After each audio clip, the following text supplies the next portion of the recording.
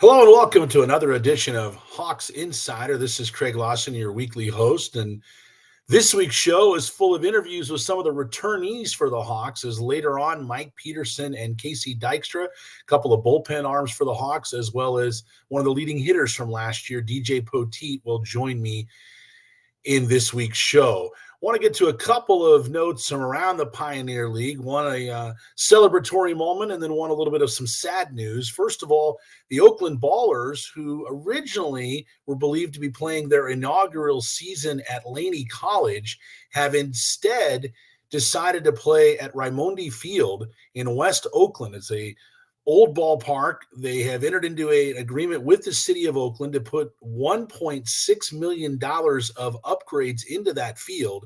It will include a brand new scoreboard, a TrackMan system, and seating that will bring the capacity up to around 2,500 spectators in their first season within the Pioneer League. Right now, the deal is only for 1 year. However, an extension is already in the works, so stay tuned for more news out of Oakland with the expansion Ballers Ball Club. Some sad news around the Pioneer League is Carl Iwasaki has passed away. Iwasaki spent last year as the Grand Junction Jackalopes bench coach. This followed a 13-year career as the head man at the University of Northern Colorado, his alma mater. He had retired at the end of the 2022 season and then came back last year to be part of the Pioneer League with the Jackalopes as a bench coach. An interesting note on Iwasaki, he is tied to the Memorial Stadium in the Treasure Valley, as during his tenure at Northern Colorado, he was the man in the visitors' dugout when the Bears took on Boise State in the Broncos home opener back in 2020. And of course, later on with COVID, that program was dropped at Boise State, but Iwasaki was in fact the head man at Northern Colorado on that marvelous opening night at Memorial Stadium. And he was certainly a very good baseball man. I enjoyed the conversations I was able to have with him during the Bears' visit to the Treasure Valley 4 years ago. And he is a man who will certainly be missed, and our hearts go out to his friends and family. But up next, it will be Mike Peterson joining me. And again, after that, it'll be Casey Dykstra and then DJ Poteet. So come back to this week's edition of Hawks Insider. Welcome back to this week's edition of Hawks Insider. Craig Lawson being joined now by Michael Peterson, one of the bullpen arms for the Hawks. And Michael, welcome to the show. Yeah, thanks for having me. Glad to be here. Now, I want to go back. You're a Pacific Northwest guy. I've grown up in Pullman, went to Pullman, Washington, went to Western Oregon, now pitching with the Hawks. So talk a little bit about just, I don't know, does your family get an opportunity to ever see you pitch, given the fact that most of your games are pretty close to home? Yeah, absolutely. So, as you mentioned, I grew up in Pullman, Washington, and my parents have the summers off, so they're able to come down to Boise pretty frequently. And Pullman's not super far from any of the teams in our league that are in Montana too, so they're able to come over there during the summertime, and yeah, it's great. Well, talk about your transition. So in college, predominantly a starter. You've been almost exclusively a reliever in the pro level. What was the first conversation like when you were going to transition from being a starter to a guy coming out of the bullpen? Well, yeah, in college, I actually never came out of the bullpen. Starter both my years at Western and the 2 years prior at Walla Walla Community College, and I went to Sioux Falls before coming to Boise, so I came out of the bullpen there a couple times, and then when I came over to Boise, it was kind of a little bit of a different situation, and I was just trying to kind of find a spot on a team, and I reached out to Gary, and then he provided me an opportunity, and I was kind of just trying to get innings anywhere. I wasn't super concerned with if I was coming out of the bullpen or if I was starting. It was more of just a let me get on the mound and pitch kind of thing. Sure. Well, you're a guy that 45 and a third innings last year. So among the guys that were exclusively out of the bullpen, you led the team, and you've pitched in all kinds of different roles in relief for the Hawks, including some at the very end, going for a couple of saves. So is there a different mindset when you're coming into the game, say 6th, 7th, 8th versus that 9th inning where it's your job to get the final 3 outs? I would say It kind of yes, it kind of depends on the situation. Like if you're coming in and a starter has a bumpy outing and you're coming in and you got to eat some innings, you kind of got a different mindset, more of a pitch to contact. But if you're coming in towards the end of the game, you know you only got to get 3 outs. You might as well give it everything you got for those hopefully three batters that you end up facing. Now, talking to Gary last year, he mentioned you as a guy that could come back pretty quickly. Like, you give him a couple innings. One night you might still be able to come back the next night. So what do you do to keep your arm fresh and maybe not need as much recovery time as some guys do? Yeah, I think I credit a lot to my preparation. Just doing a lot of mobility and arm care before and after games, getting to the field early, stretching out, rolling out, making sure I'm getting my workouts in, and just kind of staying on top of everything in that regard. You referenced you starting your professional career back in Sioux Falls, and then back in 22, and then moving over to the Hawks, and then obviously with us last year. So, what was your first connection to Gary, and exactly how did you wind up with the Boise Hawks? Yeah, so after my junior year at Western Oregon, Gary was supposed to be actually the coach at one of the West Coast League teams, the Cowlitz Black Bears, and he had reached out to me then in sometime around the wintertime, and I was planning on going there that summer, and then he got the job with the Hawks.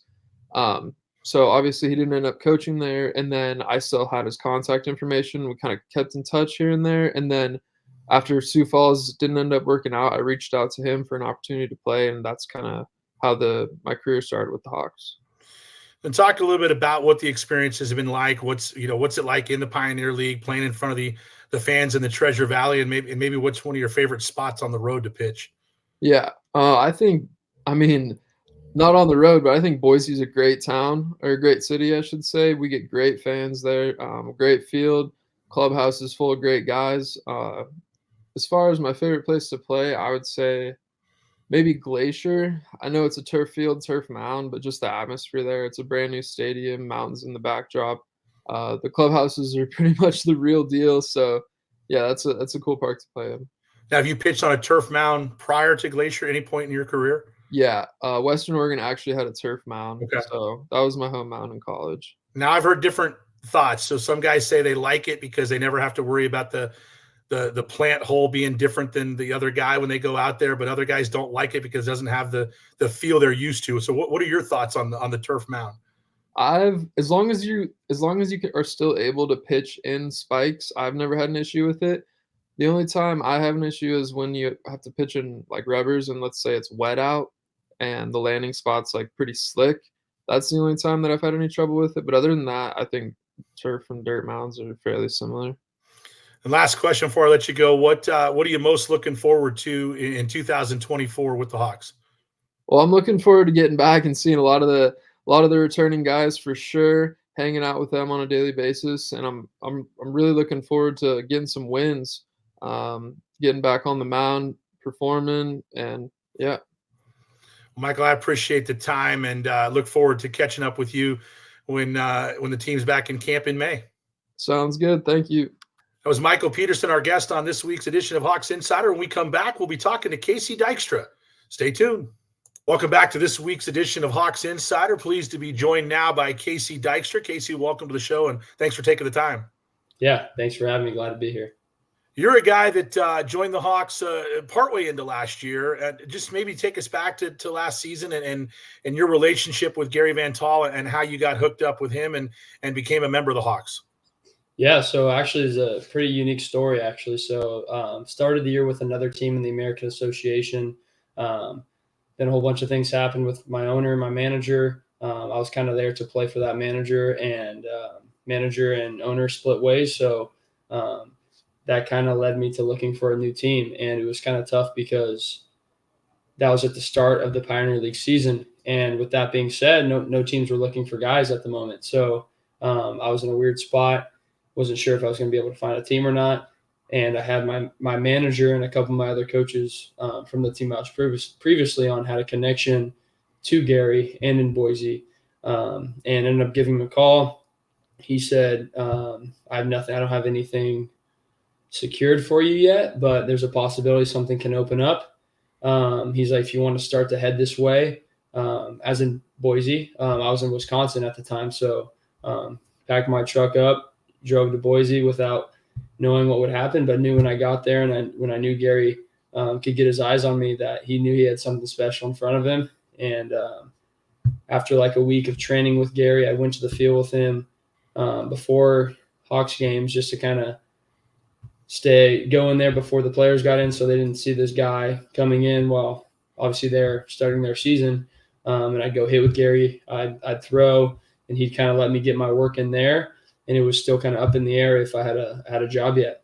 And something opened up. Someone ended up getting hurt. I think Matt Gabbert, he signed with the Twins, so there was an extra spot that opened up.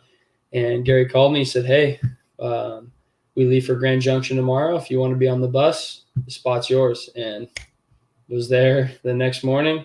And yeah, it was a pretty cool story just because it was at a tough spot in life. I didn't know if I was going to have to go back to California and keep looking for a team. Didn't know if I was going to find a spot, but I knew God had a plan for me, and Boise was just a great spot to spend all last year.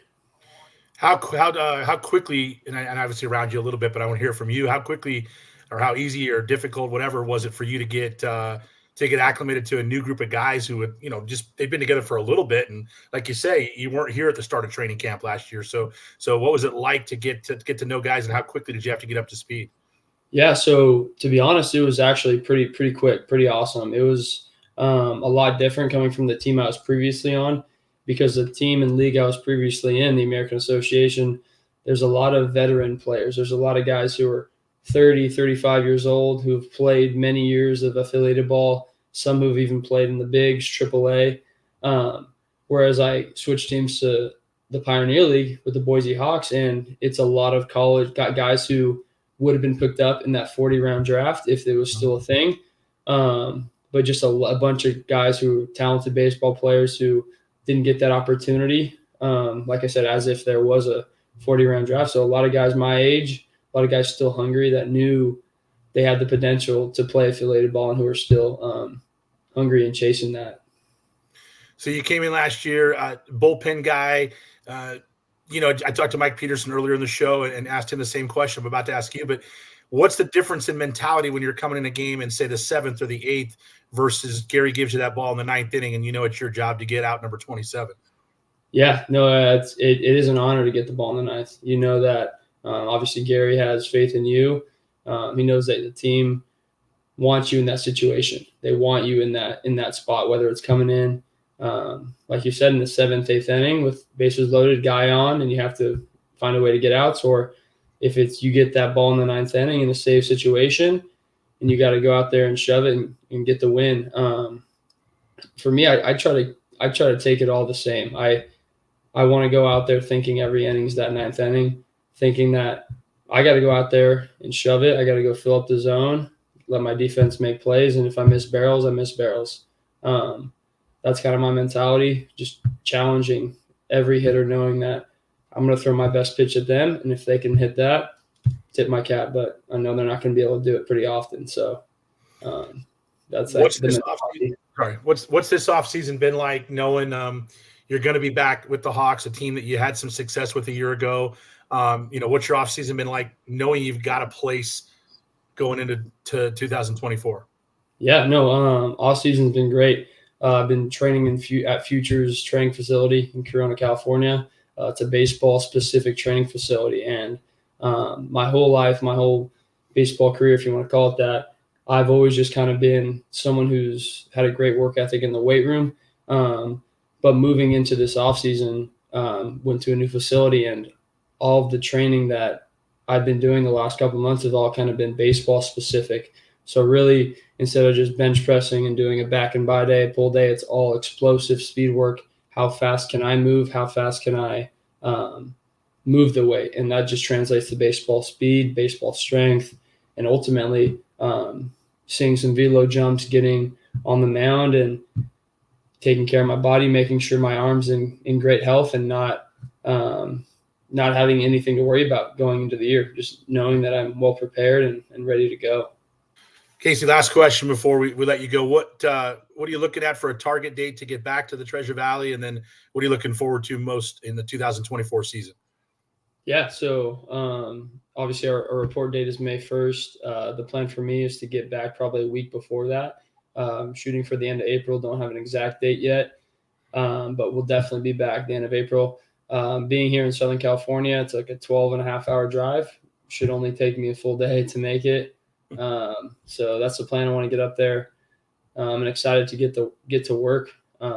Been waiting for this all the last couple months, but answering that second part, my favorite part and what I'm most looking forward to is definitely playing in front of our fans and getting to know this new group of guys. We got a good amount of returners, but definitely a lot of new faces, and just really excited to learn more about them, get to know them, because obviously we're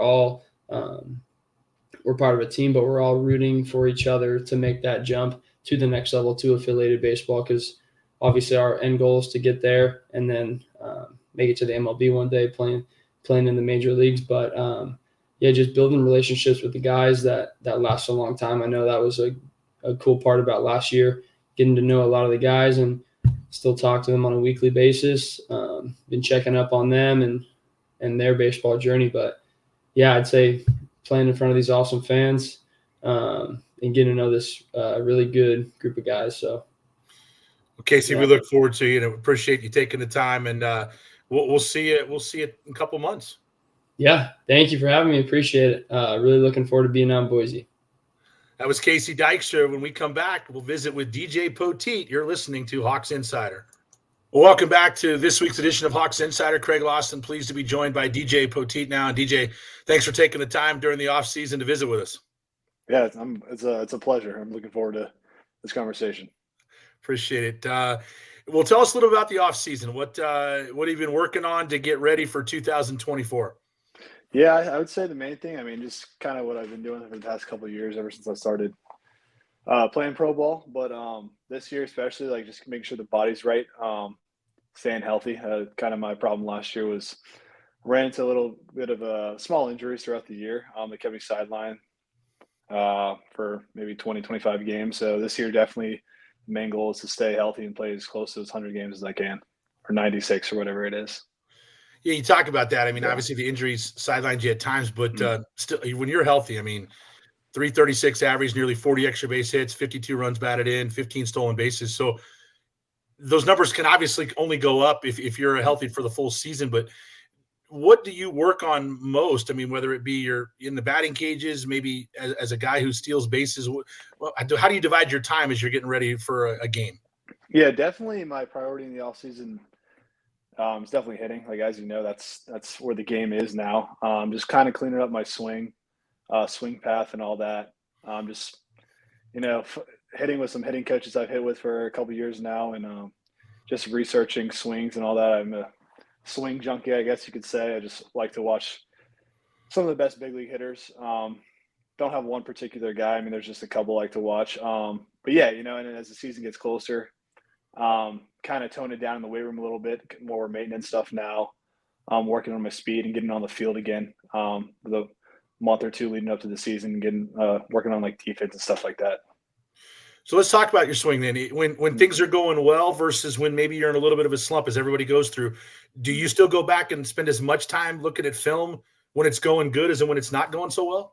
I would say in the past, I wasn't a big film guy, but this offseason, I've honestly filmed my swing every day.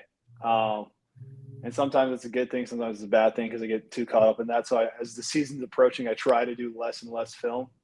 But definitely early on, ever since I started hitting, probably took a month off and started hitting again in November. I was filming every day I hit. I don't know. I think it's helped me tremendously because sometimes I feel like I'm doing something wrong, but I see the video and I'm doing it right, or vice versa. So I think video is a huge part of my game now.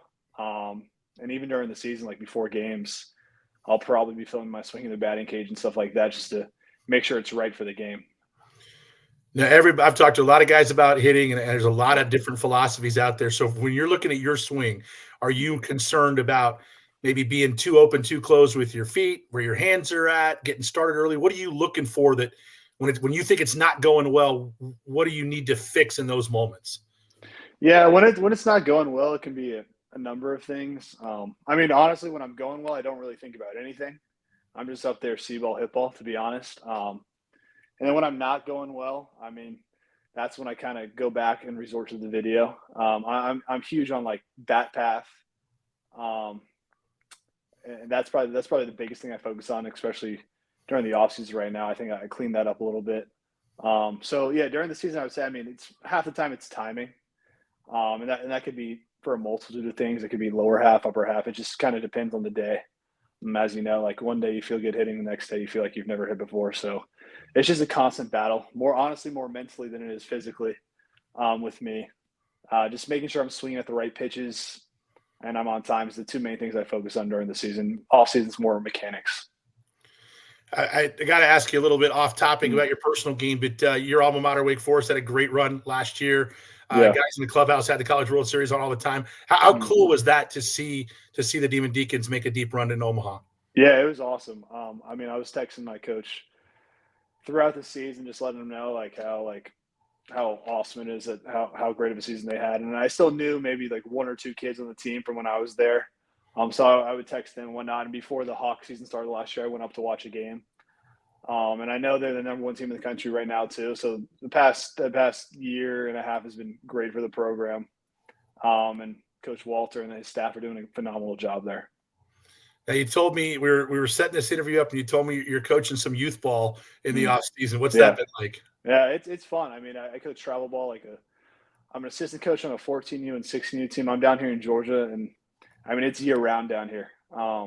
There's some great baseball players, so we're starting to practice on the fields now. Once the weather's getting a little bit warmer, so and the tournaments are perfect game tournaments starting up here like in the next 2 weeks. So we're ramping up a lot. We practice like 3 times a week now. So I mean it's a busy schedule. These kids are out here, mostly eighth graders. The high school kids are playing high school ball now, but the eighth graders are, I mean, practicing 3 times a week, 2 hours a day. I mean, it's a lot, but these kids love it, and I love coaching them. It's really fun because they really like to be out there.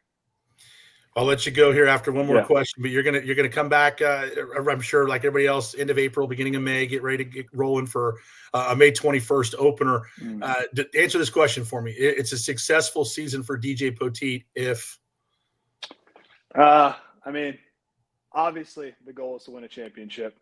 Individually, I'd say just building on the season I had last year and getting a little bit better in every offensive category I can and defensive. But at the end of the day, it's to win a championship. And so however I can help the team do that, that's probably would be considered a successful season. Well, DJ, we look forward to watching you and your teammates pursue that title in 2024. And appreciate you taking the time this week. Yeah, thanks for having me.